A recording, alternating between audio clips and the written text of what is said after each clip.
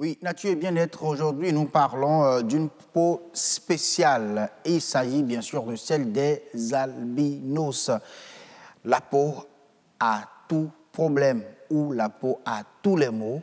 Oui, on en parle aujourd'hui avec Rose Danondé qui viendra dans un instant sur le plateau. Mais avant, suivons son reportage sur l'albinisme. Ils se font remarquer à travers leur aspect physique avec des yeux très sensibles à la lumière. Des personnes atteintes d'albinisme, le constat n'est pas propre à un pays ou à un continent. Dans tout le monde entier, sur 17 000, une personne est atteinte d'albinisme. Alors en Afrique, sur 4 000, une personne est atteinte. Donc vous allez voir qu'en Afrique, c'est beaucoup plus élevé. Et dans certaines régions telles que la Tanzanie, il y a plus d'albinos, près de 19 000 albinos, approximativement 1 500 au Bénin.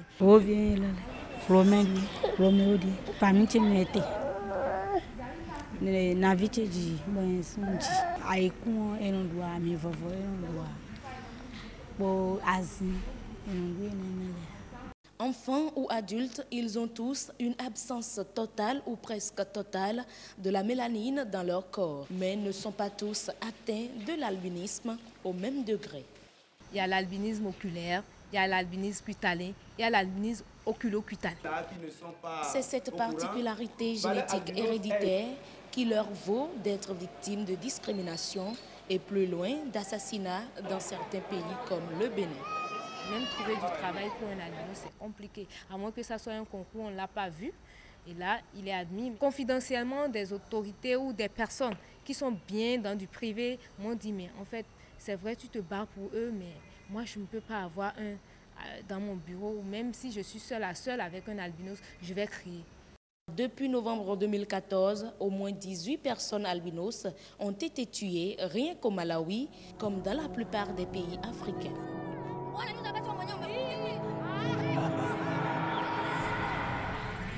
Quelques cheveux d'albinos tressés dans les filets de pêcheurs permettraient des pêches miraculeuses. Les sorciers, eux, prétendent pouvoir rendre riches, chanceux et guérir du sida grâce à des portions réalisées avec des membres d'albinos. Un business macabre qui tourne en Afrique.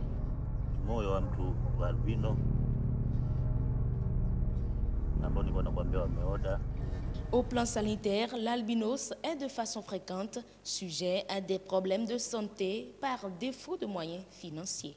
Ils ont des rousseurs et quand ça continue, ça fait des peaux de taches. Quand ils ne mettent pas des produits solaires, ils ont maintenant ces taches qui commencent maintenant à toucher tout le corps et au fur et à mesure. Et là, ils sont exposés à des problèmes de cancer. C'est des crèmes solaires qui vont jusqu'à 15 000. Voilà, donc ce reportage de Rose Danondé sur l'albinisme. On revient en plateau avec elle, bien évidemment, puisque vous êtes allé sur le terrain et vous avez côtoyé, bien sûr, ces personnes-là. Et puis, on vient en plateau aujourd'hui pour parler des problèmes de peau qu'elles ont, tout à fait. Ces personnes. Alors, bonsoir d'abord, Rose Danondé. Bonsoir, Assim Gaba. Alors, quand on parle de l'albinisme, oui, c'est tellement que ça doit avoir des causes, mais dites-nous d'abord, quels sont les symptômes? Oui. Et oui, déjà, il faut rectifier dire les albinos, on a eu à entendre le thème dans le reportage. Aujourd'hui, ces personnes n'aiment plus qu'on les appelle des albinos. Pour eux ou pour elles, c'est un peu les stigmatiser. C'est péjoratif, c'est voilà. Ça. Tel qu'on dit les handicapés, et ils refusent aujourd'hui. Oui. On préfère, ces personnes préfèrent qu'on les appelle les personnes atteintes d'albinisme. Okay. En fait, c'est un jeu de mots. Personnes atteintes d'albinisme pour dire que c'est une maladie en réalité. En réalité. Ok. En réalité. Et mis à part tous ces problèmes de société qu'ils rencontrent, comme on a eu à travers le reportage, ils ont des problèmes de santé, comme vous aviez eu à le dire. Oui, les problèmes de peau surtout. De peau surtout. De peau et d'yeux. La présidente de Valais Albinos a parlé tantôt d'albinos ou d'albinisme cutané, albinisme oculocutané et albinisme oculaire. Mais là, il faut dire que l'albinisme même est une maladie génétique. C'est une maladie génétique qui est caractérisée par une production insuffisante du pigment qui colore la peau. Chez vous, C'est en quantité. En quantité, hein, ouais. En très grande quantité. Même, bien noir, comme moi. En très grande quantité. Ouais. Mais chez eux, c'est un manque. Raison pour laquelle la peau n'est pas colorée comme il le faut. Il y a les yeux également. Et au niveau des yeux, on constate une couleur un peu différente des couleurs de la couleur de nos yeux. Il y a également au niveau des poils, au niveau des yeux, au niveau de la peau et tout, et les cheveux. Ils n'ont pas les cheveux noirs. Avec l'aide du réalisateur, voilà, on a les images. Bah, les cheveux peu ils sont entièrement à part, en tout cas, vu leur physique. Okay. Mais socialement, ils sont des êtres humains à part entière. Mais ils sont très intelligents en plus. N'est-ce pas? Ah oui. Vous en savez quelque chose? J'en connais. Quand vous parlez de Franck Rouetero, oui.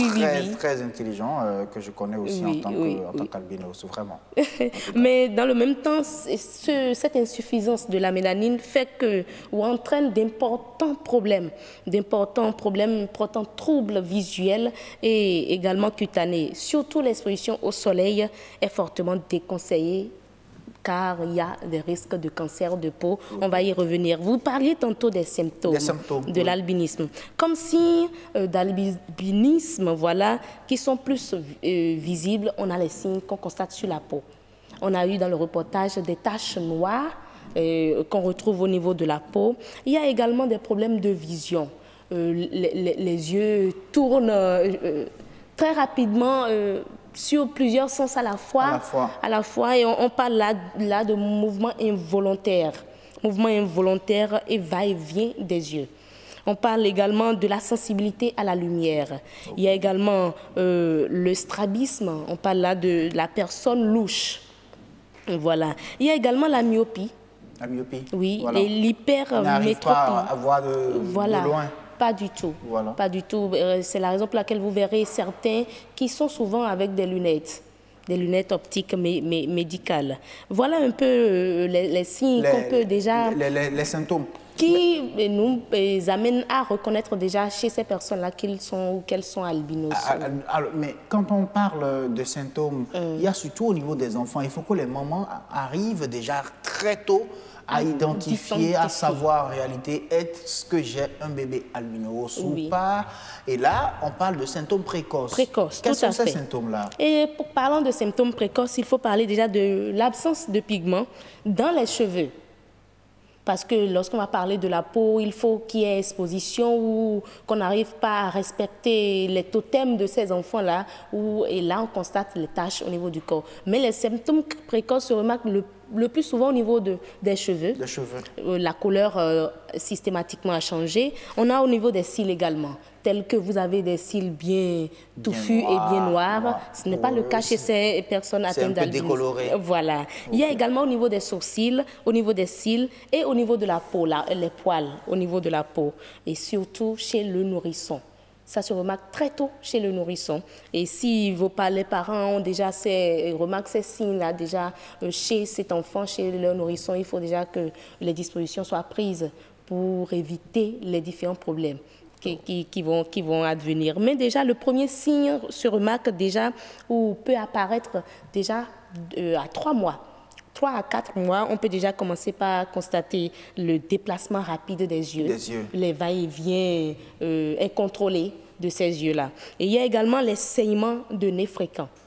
Il y a les saignements de nez fréquents et également des infections chroniques. Et ces signes et symptômes peuvent indiquer la présence de maladies génétiques rares mais graves. Parce que l'albinisme, c'est une maladie génétique, rare dans certains cas.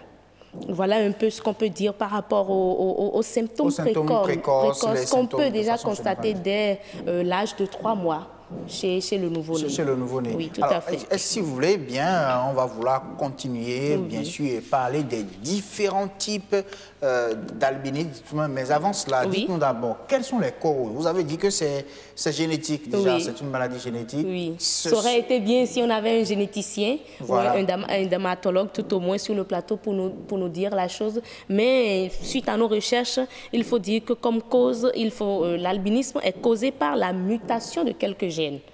Là, ça devient technique, ça devient plus sérieux et on va leur permettre à ces techniciens de venir, ces spécialistes de venir sur le plateau pour nous donner les détails. précisément, comment ça se passe? À quelle étape de la grossesse cette mutation-là se passe? Quand est-ce que, déjà au niveau de la grossesse, cette mutation de gène-là s'opère? Oui.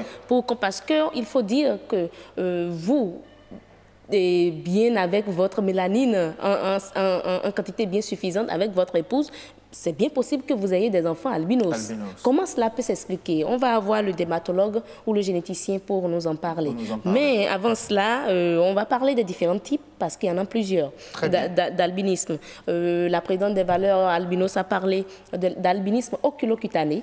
Il faut déjà dire que... C'est-à-dire au niveau des yeux et de la peau. Okay. Et rien que dans ce groupe, il y a plusieurs types, au moins 3 types. Il faut parler déjà d'un premier type où il est causé par une mutation de gène. Et les enfants ont une peau laiteuse et des cheveux blancs et les yeux bleus à la naissance. Mais il faut dire que certains de ces enfants pourront voir en grandissant apparaître une certaine pigmentation. Okay. Vous voyez? Donc la peau laiteuse peut avec le temps bronzer. Et là, il y aura une réduction des problèmes de santé liés ou des problèmes de peau liés à l'albinisme. Okay. Il faut également dire que les cheveux, dans ce type-là, les cheveux de ces enfants deviendront blonds ou roux et leurs yeux et leur iris colorés.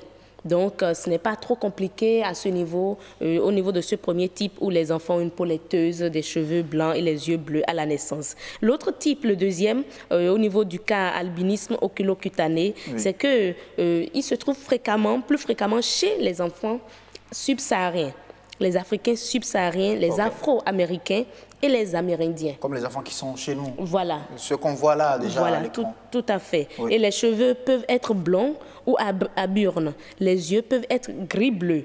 Et des taches, il y aura des taches de rousseur, des grains de beauté, ce que nous appelons les taches noires, eux ils les appellent des grains de beauté, peuvent se développer au fil du temps. Le dernier type dans cette catégorie d'albinisme oculocutané, c'est qu'il se trouve principalement chez les Noirs d'Afrique du Sud. Et oui, la peau est brun rougeâtre et les cheveux roux et les yeux bruns ou noisettes. Donc voilà un peu les 3 types d'albinisme oculocutané. Lorsqu'on parle d'albinisme oculaire, il y en a liés au chromosome X.